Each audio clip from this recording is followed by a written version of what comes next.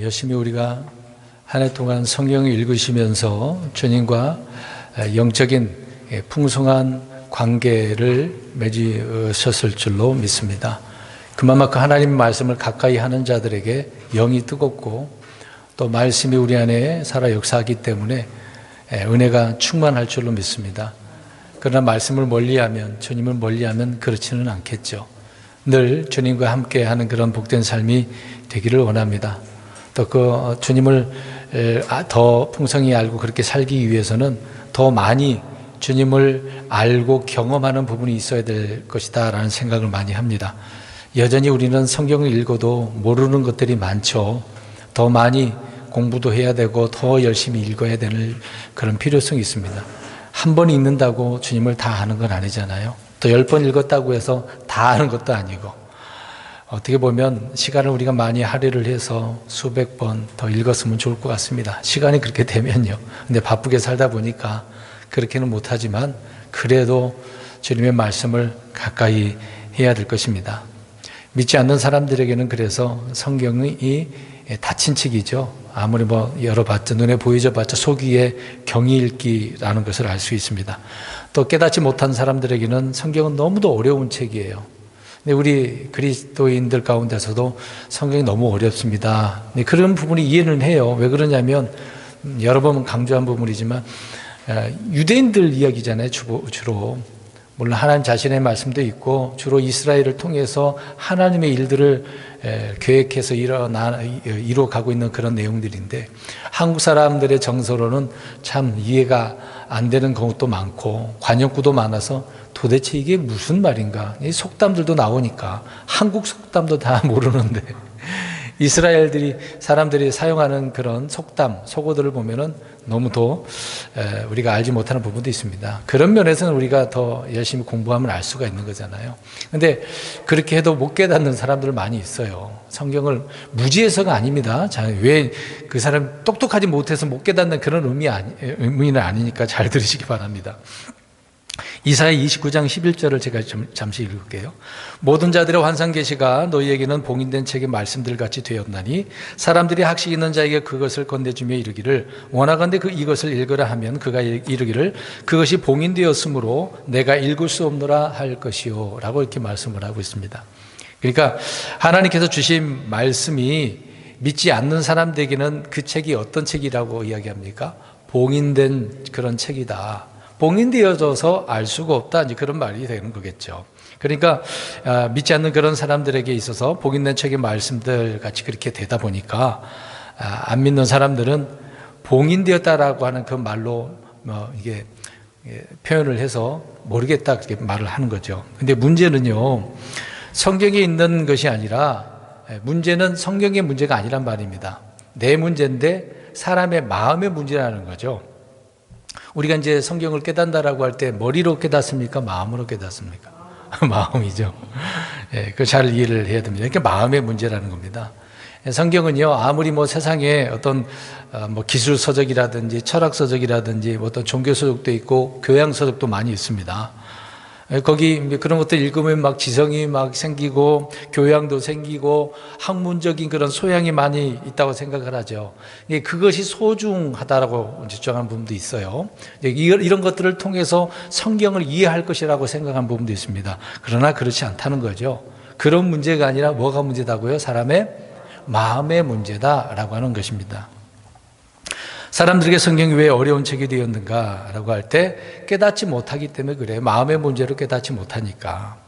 깨닫지 못한다라고 하는 것은 말씀드린 것처럼 어떤 지능적인 학문적인 문제가 아니란 말입니다. 교육받지 못해서요? 아니에요.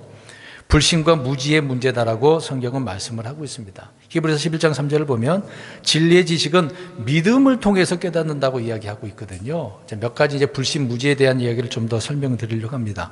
오늘은 우리가 주의 만찬을 행하려고 하는데 그에 앞서서 오늘 성경을 통해서 주님을 더 알자. 주님이 어떤 분인가. 오늘 마가복음의 4장에 말씀하고 있는 것처럼 제자들이 뭐라고 그랬어요? 이제 제목처럼 주보에 제목 써놨잖아요. 이분이 어떤 분이시기에, 자, 이 어떤 분을 알고자 하려면은 우리가 말씀을 지금 살펴봐야 되겠죠. 우리가 진리의 지식을 깨닫기 위해서는 믿음을 통해서 깨닫는 거예요. 근데 믿음이 없으면 안 된다는 얘기가 되는 거죠. 사람들이 성경을 깨닫지 못하고 또 어려워하는 결정적인 이유는 앞에서 말씀드린 것처럼 불신이라는 겁니다. 믿지 않아서예요. 믿음의 문제라는 것입니다. 불신은 마음속에 비치는 그 빛을 가려버리게 됩니다. 그러니까 베일 같은 거죠. 베일이 뭔지 아시죠? 앞을 사람의 얼굴 모양을 가리는 거 아닙니까? 그래서 예수님을 나의 주이시고 또 나의 그리스도라고 하는 사실을 믿어야 되는데 믿지 않는 사람들은 성경을 읽어도 깨닫지 못하는 거예요. 무엇 때문에요? 앞에서 말씀드렸잖아요. 불신 때문에. 이게 베일이 가려져서, 불신이라고 하는 베일이 가려져서 믿지 못한다는 얘기입니다. 깨닫지 또 못한다는 거죠. 믿는 사람들은요, 어린아이라도 쉽게 깨닫습니다. 아이들도 쉽게 깨닫는 경우가 많거든요. 근데 이제 우리 성도님들은 어떻게 생각할지 모르지만 아이들에게도 말씀 전할 때도 거의 저는 성경에 있는 내용만 가지고 설명을 합니다. 간단한 예화, 그 예를 들어서 설명하는 부분도 있지만 대부분 저는 성경에 있는 그 사실 내용을 읽어가면서 눈으로 보게 하면서 설교를 하거든요. 그 이유가 있습니다. 사도 바울이 말하고 있잖아요. 하나님 말씀은 매이지 않는다라고. 그 말씀이 언제든지 한번 들었던 말씀은 매이지 않고 역사를 하거든요. 이제 성경 말씀으로 설교 안 하고 다른 말로 예화를 많이 하면 그 예화는 기억을 하더라도 말씀은 기억을 못 해요. 제가 확신하는 게 제가 어렸을 때 말씀을 들었기 때문에 그렇습니다. 제대로 믿지 않는 회심하기 전이었는데도 불구하고 어렸을 때 초등학교 때 여름 성경학교 할 때 홍보를 하잖아요. 따라갔어요. 따라가서 그때 거기서 예수님을 들었거든요. 물론 다 알지는 못했습니다만은 예수님이 있는 거구나, 계시구나, 그 정도는 알았단 말입니다. 그냥 그 이야기를 들었을 때 그분들이 성경학교 때 주로 뭘 하겠어요? 성경 이야기 설명을 하죠. 그게 다였어요. 전 기억나는 게 그것밖에 없었어요. 그 어렸을 때 들었던 그 예수님, 나중에 고등학교 때 가서 회심할 때 확실하게 영접하게 되었거든요. 물론 그렇다고 해서 다 한 건 아니었습니다. 열심히 성경을 많이 읽었죠. 읽어도 또 부족한 부분도 많았고 제대로 교리 공부를 못하니까 이해를 못할 수도 있겠죠. 아무튼 믿는 자는 어린아이라도 쉽게 깨닫는다 그 얘기입니다. 그렇지만 믿지 않는 자들은 학자라도요 깨닫지 못하는 것이 성경이거든요.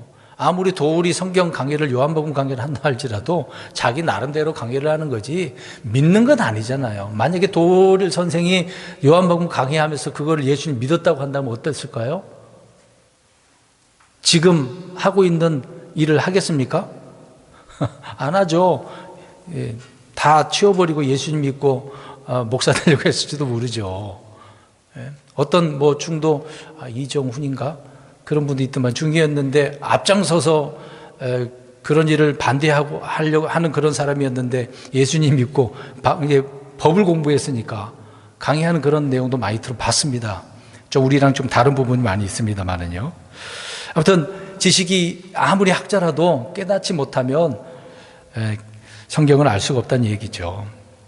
이사야 28장 9절에 보면 젖먹이들에게도 성경을 깨닫게 할 수 있다라고 이야기합니다. 젖먹이는 아이도 희한하잖아요. 그 어린 아이를 우리 어머니들이 낳고 젖을 먹일 때 가만히 있습니까? 믿음의 현숙한 여인은 어떻습니까? 아이를 젖을 먹이면서도 그냥 잘 먹어라, 쭈쭈 빨아라 이렇게 하나요? 그러진 않잖아요. 그 아이에게 젖을 먹이면서 찬송하기도 하고 하나님 얘기도 하고 현숙한 여인은 그렇게 해서 자녀를 키우는 거예요. 한나를 생각해 보세요. 그렇게 어렵게 얻은 아들을 좀 자랄 때까지 한 서너 살 될 수도 있겠죠. 그때까지 사무엘을 어떻게 했습니까? 잘 키웠는데 그냥 키웠겠어요? 그 아이를 지금 어떻게 해야만 하죠? 약속을 했잖아요. 하나님 앞에 어떻게 하기로. 바치기로. 하나님 앞에 바치려면 어떻게 바쳐야 돼요? 그냥 바칩니까? 그렇죠. 비록 어리더라도 하나님 말씀으로 그렇게 가르치는 거죠. 어린아이같이 단순한 마음이야말로 성경을 깨닫기에 가장 좋은 마음이다. 그래서 히브리서 11장 3절에는 믿음을 통해서 깨닫는다는 얘기죠. 욥기서 32장 8절에 보면 영적 지식은 전능자의 영감을 통해서, 이게 성령님을 통해서거든요. 영을 통해서. 내 말이 영이오라고 그랬기 때문에. 고린도후서 3장 16절에 보면은 주님을 아는 그런 지식은요, 회개를 통해서 마음을 덮는 베일을 걷게 되어진다. 그래서 깨닫게 되어진다라고 이야기를 하고 있습니다. 반복적인 부분이긴 합니다만은 아무튼 우리가 주님을 등진 채 공부하는 것은 이건 깨달을 수 없는 얘기죠. 늘 주님을 이해하고 또 생각을 하고 가까이 해야만이 알 수 있게 되어진다는 것입니다. 또 요한일서 1장 6, 7절을 보게 되어지면 하나님을 아는 지식은 주님과의 사귐을 통해서 사귀어야 돼요. 그래야 알죠. 여러분, 우리 지금 부부들이 계시는데 안 사귀고 그냥 안 보고 결혼하신 분 계시나요? 과거에는 그렇게 한 경우도 있었을 것입니다만은 지금은 어때요? 쳐다도 안 보고 결혼한, 옛날에는 그랬지만 지금은 그럴까요? 사귀어보지도 않고, 그래서 오죽했으면 야 많이 사귀어봐라 그런 말까지 나오겠어요. 안 사귀어보고 그냥 하면은 문제가 되는 거죠.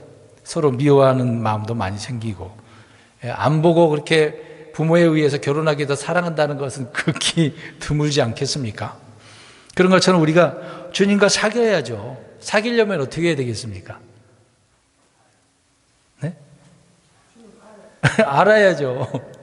사귐을 통해서 아는데 그 알려면 어떻게 해야 되는 거예요? 말씀을 읽어야죠. 들어야죠. 그렇게 하지 않고 주님과 교제를 하지 않는데 어떻게 알겠습니까? 성경을 읽고 배우지만 영적인 삶을 소홀히 하고 거부하는 성도들은 항상 배우나 진리에 이르지 못한다는 말씀처럼 그렇게 되는 거거든요. 물론 많은 부분이 있어서 우리가 이렇게 성경을 깨닫게 되어진다는 것입니다. 문제는 불신의 문제라는 거죠. 우리는 성경을 통해 하나님을 그래서 아는 것이죠. 하지만 우리가 하나님을 또 더 깊이 잘 알려면 성경을 읽는 것뿐만 아니라 때로는 연단이 있어야 돼요. 시험과 실패도 있어야 되고요. 시련의 그런 연단이 있어야 주님을 더 많이 알게 되어지는 것입니다. 모세나 이스라엘 백성들을 우리가 잠깐 생각해 보겠습니다. 이들은 하나님을 알았어요. 또 그들은 믿었습니다. 또 그들은 머리 숙여서 경배까지 했어요. 많은 기적들을 봤으니까 와, 하나님이 계시는가 보구나. 그래서 살아계신 하나님을 믿었단 말입니다.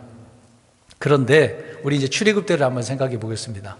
아무튼 그들이 어려울 때 고통스러워서 하나님 앞에 어떻게 했습니까?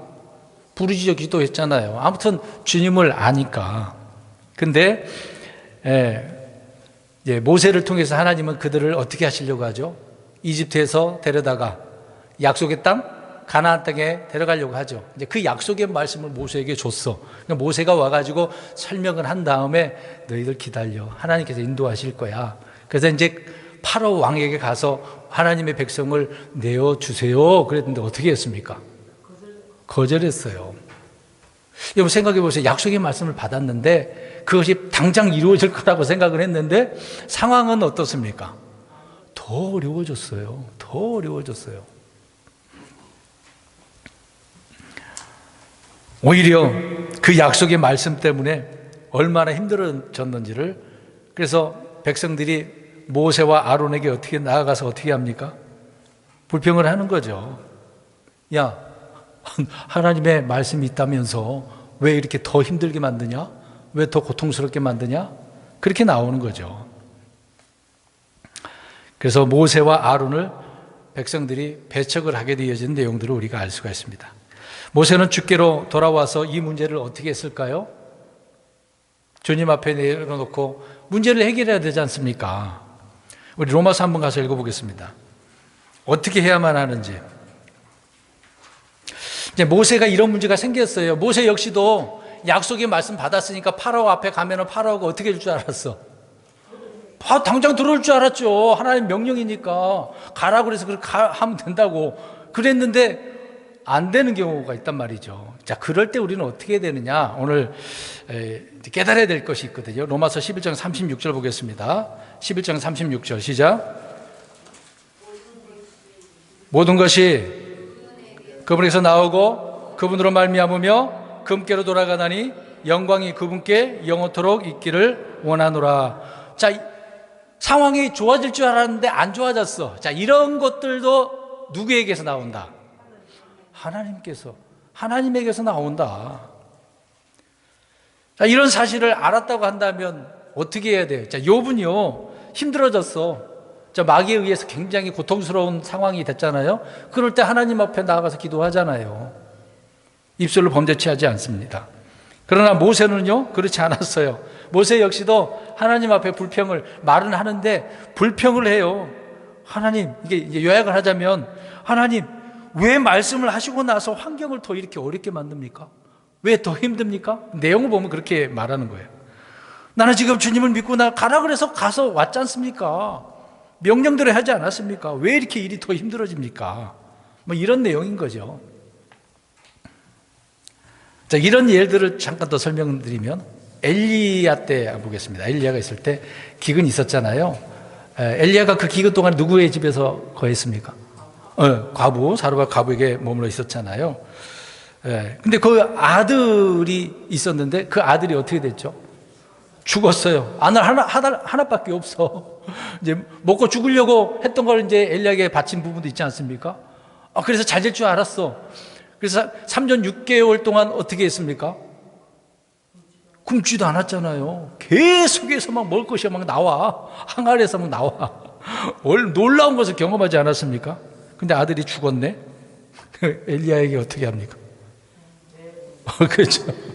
불평을 하잖아요. 엘리야의 제자 엘리사도 마찬가지 아니겠습니까? 엘리사가 이제 수넴 여인이 있었는데 거기 자식이 있었잖아요. 거기 가서 늘 거하지 않았습니까?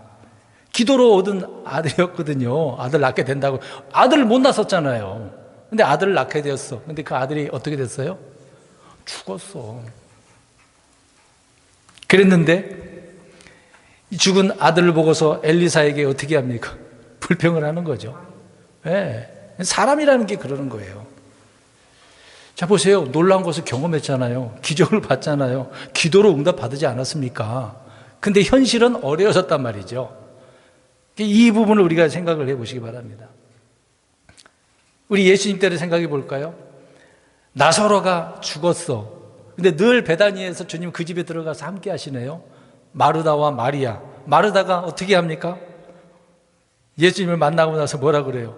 예수님이 여기 계셨더라면 오라비가 안 죽었을 거 아니에요? 그러지 않습니까?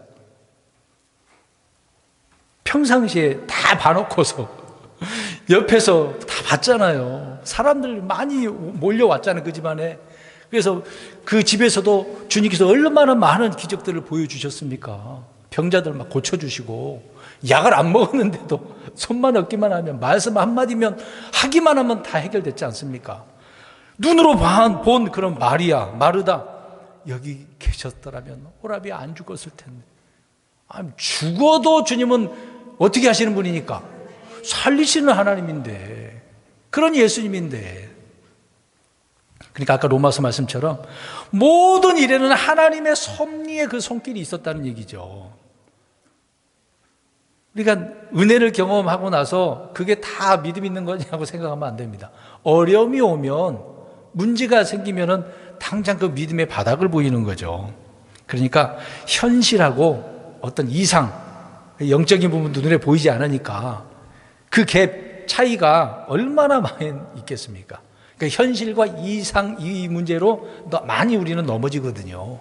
좀 전에 앞에서 말씀드린 것처럼 모세도 그랬잖아요. 엘리야 때도, 그 다음에 엘리사 때도 사람들은 그래요. 제자들은 또 어떻습니까? 오늘 이제 말씀을 우리가 보겠습니다. 제자들. 하나님의 섭리의 손길을 한번 보자고요. 예수님을 따라다녔지 않습니까? 매 사건마다 예수님에 대해서 놀랄 수밖에 없었어요. 이런 분이야? 이런 분이야? 죽은 자도 살려? 죽은 자도 살려? 놀랍지 않습니까? 어떻게 그렇게 할 수가 있냐고요. 눈으로 봤으니까. 날로 새로울 수밖에 없어요. 오늘은 또 주님께서 무엇을 행하실까? 막 궁금하고 기대가 되어지잖아요. 날마다 주님을 더욱 새롭게 그들은 3년 6개월 동안 어떻게 합니까? 처음에 바닷가에서 만난 게 그게 끝난 줄 알았더니 말씀만 랍비인 줄 알았는데 랍비 그 이상이야. 그 이상으로 주님께서 어떤 분인가를 막 보여주셔. 와, 놀랍지 않나요? 이제 그런 과정에 오늘 무슨 일이 벌어졌어요? 배를 타고 갔는데 엄청난 풍랑이에요. 그 바람이 부니까 그 바닷물이 어떻게 됩니까? 베드로 오니까 이제 배가 막 침몰하기 일보 직전이잖아요.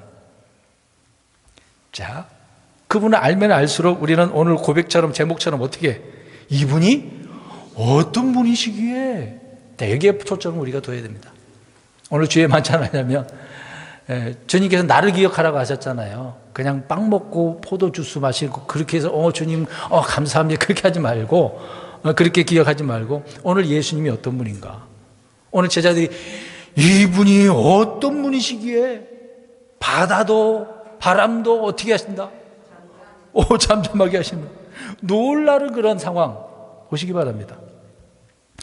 예수님에 대해 말로만 듣던 것을 체험하게 될 때 놀랄 수밖에 없어요. 그분을 맛보아 알게 될 때 막 경이로움을 경험하게 되어지는 거죠. 우리가 눈에 보이지 않는 그 예수님을 성경을 읽어가면서 깨닫게 되어질 때 내 마음이 막 놀랍잖아요. 엠마오로 가는 두 제자가 예수님께서 말씀을 가지고 또 설명해 주니까 어때요? 그제서야 눈이 열리고 마음이 뜨거워지는 거야. 놀라운 일을 경험하게 되어지는 거죠. 우리가 성경을 읽으면서 예수님을 알게 되어질 때 정말 막 경이로움을 느껴지는 거예요. 말씀 한마디로 하늘과 땅을 창조하셔? 어떻게 그럴 수가 있지? 우리는 있는 것 갖고 뭔가 만들어야 되는데 주님은 말씀 한마디로 만들어버리시네? 놀랍죠. 그러니까 그런 하나님을 알게 될 때 어떻습니까? 무엇을 느끼는 거죠? 두려움을 느끼는 거거든요. 오늘 이 단어도 기억하시고 계속해서 드시기 바랍니다. 그래서 제자들은 서로 말하기를 이분이 어떤 분이시기에 라고 말을 하고 있는 거죠. 예수님이 어떤 분이십니까? 우리가 아는 대로 간단한 내용들을 잠깐 말씀드리겠습니다. 요한복음 17장 3절에 그분을 아는 것이 영생이다. 주님을 알면 우리가 어떻게 되어지는 거죠? 영원한 생명을 얻는 거거든요.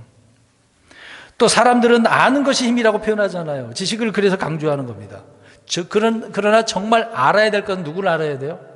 예수님을 알아야 돼요. 다른 것을 많이 아는 것은 그냥 우리가 경험할 수 있어요. 공부할 수도 있어요. 근데 예수님을 모르면 안 된다는 얘기죠.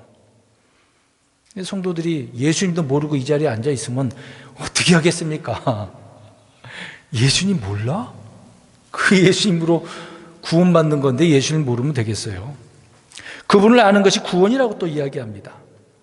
또 그분을 아는 것이 가장 뛰어난 지식이라고 이야기하고 있는 거죠. 그분을 아는 것에 그래서 우리가 하나가 되어서 완전한 사람에 이르고 그분의 뜻을 아는 것으로 채워져야 되고 자라나야 된다고 이야기하고 있습니다. 또 그분을 아는 것을 통해서 은혜와 평강을 늘 누리고 사는 거죠. 현실은 어렵지만, 현실은 고통스럽지만 주님을 아는 것을 통해서 평안을 누리며 살아가는 거예요.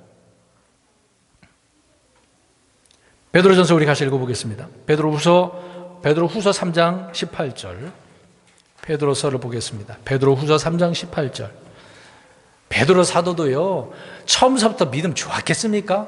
예수님을 어떻게 한 사람이었어요? 3번이나 부인한 사람이었어요. 그런 사람이 깨닫고 성장해야 된다는 이야기하고 있어요. 3장 18절 시작. 오직 은혜면에서 성장하고 우리 주 곧 구원자 예수 그리스도를 아는 지식면에서 성장하라. 그분께 영광이 이제와 영원토록 있기를 원하노라. 아멘. 그리스도를 아는 지식면에서 성장해 나가라고 이야기하고 있는 거죠. 그러니까 주님을 아는 것이 진리의 지식이고 하나님을 아는 지식인 거죠. 본능으로 아는 것, 경험으로 아는 것, 상식으로 아는 것, 배워서 아는 것, 다양하죠. 그렇게 해서 알긴 알죠. 그러나 하나님은 우리를 아는 것을 통해 자신이 어떤 분을 이렇게 말씀을 하고 계시고 또 성경을 통해서 우리가 그분의 생명과 또 하나님의 성품에 속한 그 신성들을 우리가 알게 되어지는 거죠.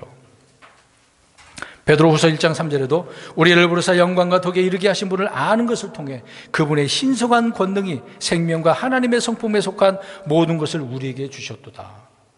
하나님의 것이 우리에게 넘치는 거죠.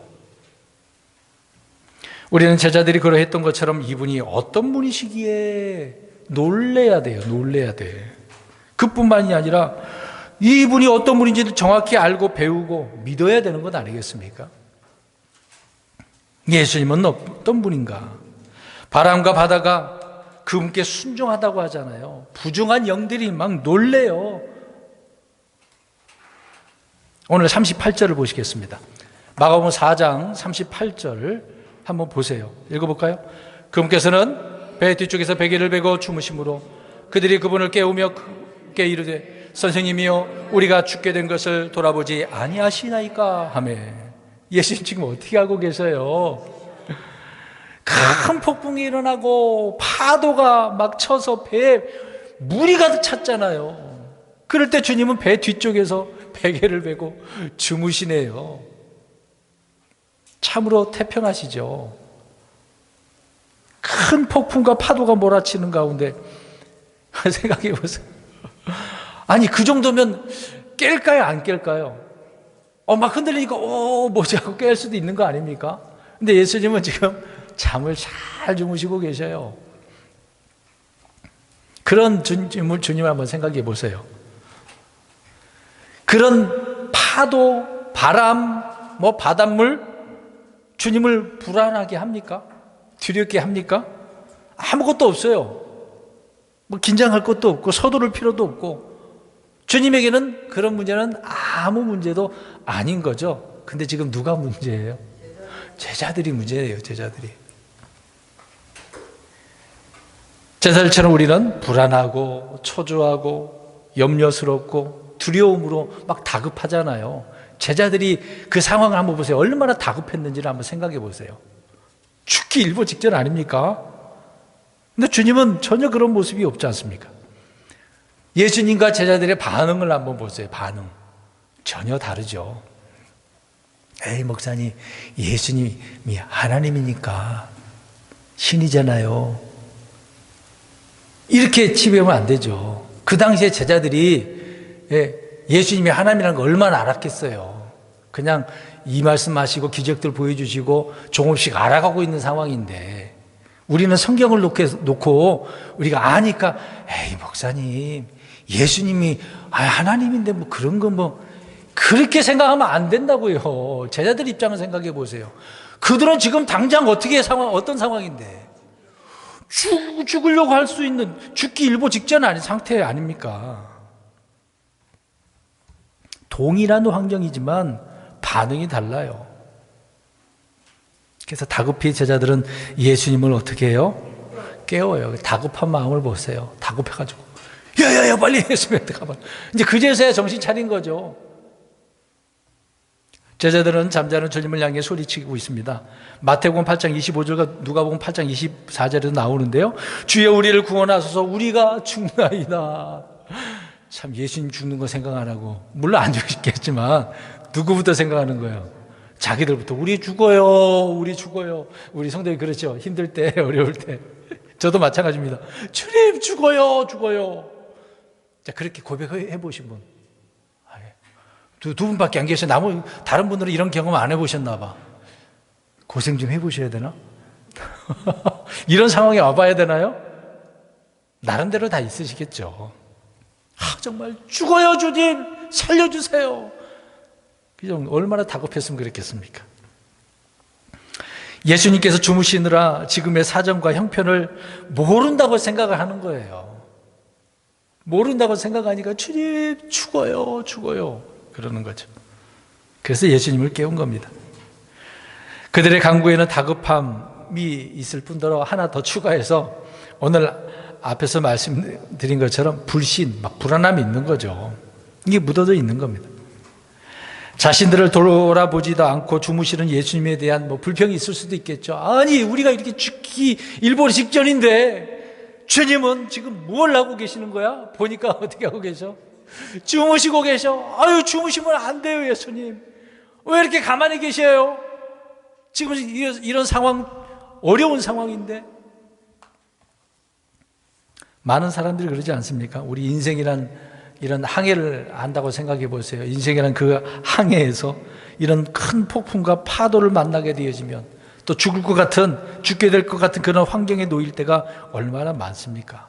그래서 제자들처럼 어떻게 합니까? 오늘 38절에 우리가 죽는 것을 돌아보지. 주님 내가 지금 이렇게 힘들고 어려운데 나 생각하고 있어요 예수님? 나를 보고 계십니까? 이런 말 할 때가 많다는 거죠. 오늘 39절 보겠습니다. 자, 주님께서 지금 꾸짖는 것이 있어요. 파도, 바람을, 어떤 걸 지금 꾸짖고 계십니까? 바람을 꾸짖고 계시네요. 왜요? 바람이 바다의 물을 움직여서 파도를 일으켰기 때문에, 그러니까 원인, 근원을 지금 책망을 하시는 거죠. 바람을 꾸짖으신 것입니다. 그래서 바람을 꾸짖었다라고 하는 것은 그 바람이 누구를 대적하는 거예요, 사실상. 잘 보세요. 지금 풍랑을 만났어요. 제자들을 죽이려고 할까요? 예수님을 죽이려고 할까요? 잘 생각해 보세요. 제자들 입장에서는 누가 죽을 것 같아? 내가 죽을 것 같아. 근데 성경을 읽어보면 항상 대적한 자, 사악한 자가 나오잖아요. 대적하는 자는 항상 이런 어떤 현상들을 통해서 대적을 하거든요. 이 바람이라고 하는 것이 그래요. 이 바람이 주님을 대적하려고 하는 거지 사람들은 아무 문제가 아니란 말이죠. 주님을 대적하기에 불었기 때문에 무엇을 꾸짖었어요? 바람을. 사실상 우리가 바람을 하나님께서 만든 것인 거 아닙니까? 아모스 4장 13절에 하나님이 창조하신 창조물이거든요. 창조물이 뭐 많이 있는데 바람도 만드셨어요, 하나님이요. 주님이 타고 다니시는 그룹이 바람의 날개라고 불려집니다. 그룹들도 날아다니는데 바람의 날개를 이렇게 표현해요. 그러니까 바람도 하나님의 입장에서는 좋은 의미인데 마귀의 입장에서는 어떻겠습니까? 이거를 악하게 사용하는 거죠. 그런데 성도들에게 불어닥치는 바람은 얼마나 고통스럽겠습니까? 지금 이 시대는요, 에베소서 4장 14절에 보면은 교리의 풍조라고 그래요. 바람이잖아요, 바람. 교리가 잘못된 바람이 많이 불어. 옛날에 어떤 박사님이 신바람 얘기도 했는데 그런 신바람, 바람 있잖아요, 바람. 좋은 바람 이야기하면 얼마나 좋아요. 근데 마귀는 그 바람을 어떤 식으로? 나쁘게. 그러니까 지금 이 시대의 교리도 나쁜 교리로 바람 부른단 말이죠. 그렇게 불어와요. 그러니까 많은 성도들이 힘들어하죠. 오늘 제자들처럼 나 죽어요 이렇게 나오는 거예요. 진리의 지식, 그리스도 예수님 안에 깊이 뿌리 내리지 않으니까 이런 사악한 자들의 간교한 술수에 이리저리 교리의 바람에 어떻게 한다고요? 흔들리는 거예요. 제자들 역시 지금 그러지 않습니까? 예수님은 생각 안 하고 자기들이 죽는다는 것만 생각하고 있는 거죠. 먼저 그렇게 생각합니다. 믿음이 없는 사람들 역시 항상 바람에 밀려서 요동하는 물결 같다고 야고보서 1장 6절에 이야기합니다. 주님은 바람을 꾸짖으시면서 바다에게 이르기를 잠잠히 있고 고요히 있으라라고 이야기합니다. 그러니까 예수님은 누구에게 또 어떤 것에 명령하기만 하면 그 말씀대로 어떻게 합니까? 순종하죠. 여기서 우리가 주님을 알아야 돼요. 바람을 꾸짖고 바다를 잠잠케 하니까 그 상황이 어떤 상황이 돼버렸어요. 이제 조용했어요. 하늘이든 땅이든 바다든 기품이나 산이든 들이든 이 땅의 모든 것을 주님 말씀 한마디면, 명령 한마디면 끝나버리는 거거든요. 얼마나 고요하고 잠잠한 상황이 돼버렸겠습니까? 갈증으로 주린 백성들을 위해서 광야에서 반석에 명해가지고 물이 어떻게 합니까? 콸콸콸콸콸 그렇게 목말랐는데 반석은 누구를 이야기하고 있었던 거죠? 예수님. 바울이 고린도서에 말씀하고 있지 않습니까? 예수님을 통해서 갈증을 해결하는 문제가 되는 거죠. 주님께서는 명령 한마디면 그렇게 돼요. 아무리 어려운 상황이라도 말씀 한마디면, 그러니까 백부장처럼 예수님 앞에 뭐라고 합니까? 말씀만 하세요. 예수님 직접 집으로 들어가려고 하니까 말씀만 하세요. 그러면 됩니다. 나도 명령한 자 아닙니까? 내가 명령하는 대로 종들이 하는 대로 다 해요. 하라고만 하고 하지 말라고 안 합니다. 그런 것처럼 주님 말씀만 명령만 하세요. 얼마나 놀라운 믿음입니까? 이스라엘에서는 그런 믿음 가진 자를 못 봤다고 했는데 주님의 말씀은 권능의 말씀이라고 이야기합니다. 그래서 우리 마음에 부는 이런 거친 바람과 풍랑 역시 주님의 말씀으로 어떻게 될 수 있어요? 잠잠해질 수 있어요. 막 요동치는 거예요. 막 불안한 거 다 사라질 수 있는 거죠. 우리가 힘든 상황이면 밤도 제대로 못 자잖아요.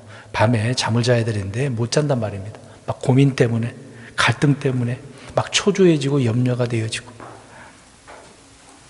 그때 주님을 바라봐야 되겠죠. 40절을 보시기 바랍니다. 주님은 바람과 파도를 꾸짖으신 다음에 누구를 꾸짖고 있습니까?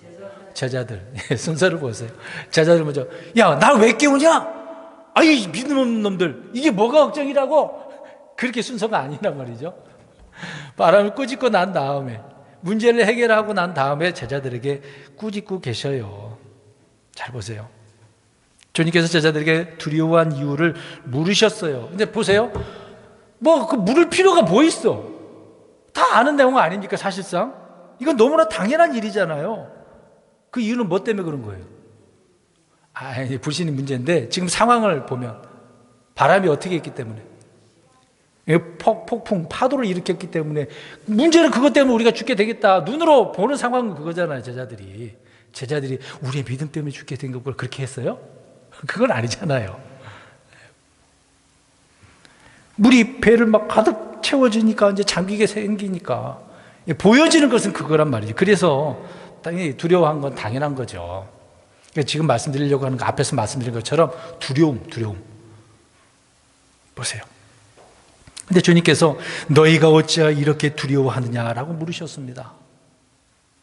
제자들은 폭풍과 파도를 해결할 수 없었기 때문에 두려웠겠죠.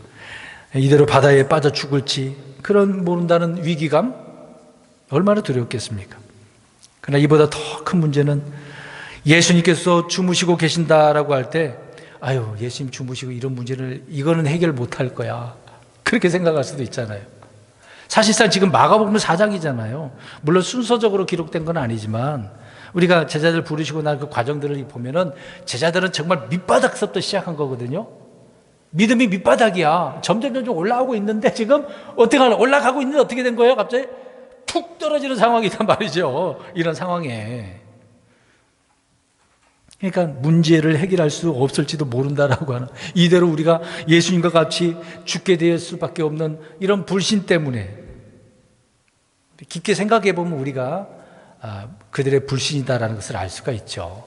눈에 보이는 것은 사실이지만 내면적으로는 그렇단 말입니다. 주님이 모든 문제 해결자시고 하늘과 땅, 바람과 파도를 창조하신 분이고 붙들고 계신 분이고 마음대로 다스리는 분이라고 한다면, 그런 분을 알고 믿는다면 이런 바람과 파도는 어떻습니까? 위기가 아니라 오히려 어떻습니까? 역경이지만, 그렇죠, 기회죠. 믿음을 보여줄 수 있는 기회가 아닙니까? 그럴 때 이런 어려운 문제가 생겼어? 주님밖에 없어. 빨리 우리 주님 앞에 나아가자. 바로 옆에 계시지만 우리가 죽게 되었나이다 이런 말을 안 하겠죠. 이런 상황이라도 주님 우리를 살려주실 줄로 어떻게 해요? 믿습니다. 나오는 거죠. 네, 창조주 주님을 믿는 거죠. 40절 보세요. 다시. 어찌 너희가 믿음이 없느냐. 그러니까 예수님이 이제 볼 때는 그들의 믿음은 어디를 가버렸어요? 어디를 가버렸어? 사라져버렸네. 믿습니다 했는데 믿음이 사라져버렸어. 그 믿음 어디 갔냐고요? 믿음이 없느냐라고 하신 것은 주님께서 모든 것을 붙들고 계신 분이고 마음대로 움직이시는 분이시고 통제하는 주 하나님이라는 사실을 믿는 믿음이 없다라고 지금 책망하고 있는 거죠. 그냥 사람 그 병자 고쳐주는 정도? 생각해 보세요, 여러분. 지금도 그런 사람이 있으면 그것만 보고 야, 대단한 사람이라고 하겠습니다만은 예수님은 그걸 차원을 뛰어넘잖아요. 죽은 자도 살리시고 이 바람도 자연들 다 어떻게 하시는 분이에요? 다스리는 분, 명령 한마디에 다 순종하는 분이 그런 분이라는 것이죠. 창조주 하나님이란 말입니다. 41절 보시기 바랍니다. 제자들은 큰 폭풍과 파도와 물이 가득한 배에서 느꼈던 그 죽음의 공포, 불안보다 더 큰 두려움, 잔잔한 바다 가운데서 지금 경험하고 있는 거예요. 그 전 상황과 지금 다른 상황이 됐어요. 뒤집혀가고 죽기 일보 직전인데 문제가 단숨에 해결되고 평안한 잔잔한 바다 가운데서 지금 느끼고 있는 그 더 불안하고 공포스러운 두려움이 더 생긴 거죠. 그래서 예수님을 어떻게 표현하고 있습니까? 이분은 어떤 분이기에 제자들은 자신들을 두렵게 했던 폭풍과 파도보다 이 말씀 한마디로 잠잠케 하시는 예수님의 그 신성, 이런 상황을 보고 막 느끼지 않았습니까? 그랬을 때 얼마나 더 큰 두려움이 그들에게 훨씬 더 컸는지를 알 수가 있는 거죠. 그래서 이런 고백을 하는 거예요. 이분은 어떤 분이시기에? 그냥 흘려보내는 말이 아니에요. 그냥 병자 정도 고치는 그 정도가 아니란 말입니다. 창조주 하나님을 지금 인식하고 그 하나님을 두려워하고 있는 거거든요. 사람이 참으로 두려운 것은 사람보다 어떤 환경 이런 게 아닌 것입니다. 사람이 마땅히 두려워해야 될 분은 바로 지으시고 심판하시는 주님, 이런 하나님을 두려워해야 되는 거거든요. 우리가 지금 주님을 안다라고 할 때 그냥 성경 공부해가지고 예수님 이 창조자는 다 알잖아요. 우리 여기 계신 분들 다 믿으시죠? 그런데 그걸로 끝나면 안 된다고요. 오늘 제자들처럼 문제가 해결난 다음에 우리 주님은 진정한 창조자 하나님이 이분이 어떤 분이기에 더 두려워한다는 거죠. 바람을 두려워했던 자들이 주님을 더 두려워하게 되어지는 상황. 저 여러분들이 이런 주님을 사랑하고 섬겨야 되지 않겠습니까? 오늘 주의 만찬도 그런 주님을 두려워하는 가운데 주님의 명령에 따라 만찬에 참여하는 저와 여러분들이 되었으면 좋겠습니다.